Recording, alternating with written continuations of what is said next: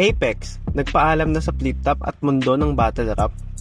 Kakalabas nga lang ng kanta ni Apex na Tuldok, kung saan sa unang basa mo pa lang ng title, ay alam mo na yung posibleng maging laman ng kanta at mukhang namamaalam na ito kay Enigma at sa flip top.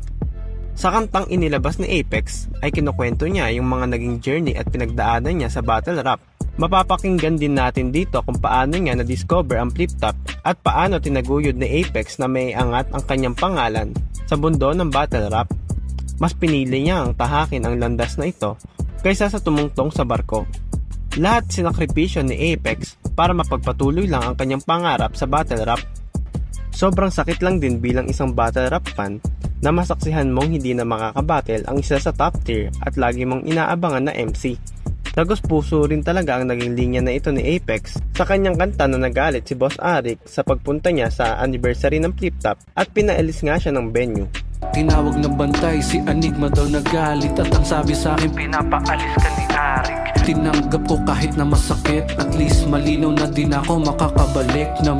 Tuluyan na ngang nilinaw at tinuldukan ni Apex ang issue, kung saan nagpasalamat siya kay Enigma at nagpaalam sa buong flip top. Alam kong maraming sabik kay Bato sa Apex, but I guess this is the end. Eto na yung huling minuto ko tapos.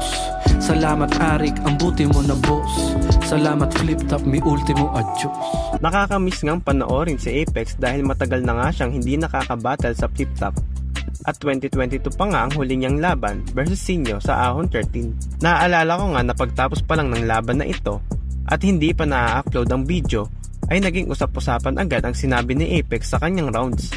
Talagang pinag-usapan sa social media ang mga sinabi niya na possible niyang ikaban ito sa flip top. Kahit di pa nilalabas sa YouTube ang laban nila ni Sinyo, ganon naging kausap-usapan ang laban na ito. Isa nga sa mga pinaka-hype na ikinasa ni Enigma na battle ang Sinyo versus Apex na inabangan ng flip top community dahil halos 5 years na call out at parinigan nga ang naging storyline ng laban na ito. Sa sobrang punungan ng venue sa laban ni Apex at Sinyo, kahit na main event pa ang laban nila ay pinauna na ito para mabawasan ng tao sa loob ng venue. Pero sa laban na iyon ang naging dahilan din ng hindi na natin pagkita kay Apex na lumalaban sa flip top. Ito nga yung mga linya ni Apex na nag-viral at the same time ay naging controversial. Sinyo versus Apex, pustahan na naman! Sunugan ng pera hanggang sa yung bulsa walang laman. Yung ganyang galawan puro lang katangahan dahil sugal sa labanan ang ugat ng dayaan. Flip top, kayo na rin gumagawa ng sarili nyong lapida. Totoo naman yung mga banat ni Akata, masakit lang yung pagkakasabi niya. Dati yung flip top, puro lang tunay. Yung hinahanap, puro lang husay. Ngayon parang iba na yung kulay. Wala na paki si Arik sa kultura kasi meron na siyang anak na binubuhay. At pagtapos nga ng battle na iyon, ay may sinabi si Enigma patungkol sa mga sinabi ni Apex.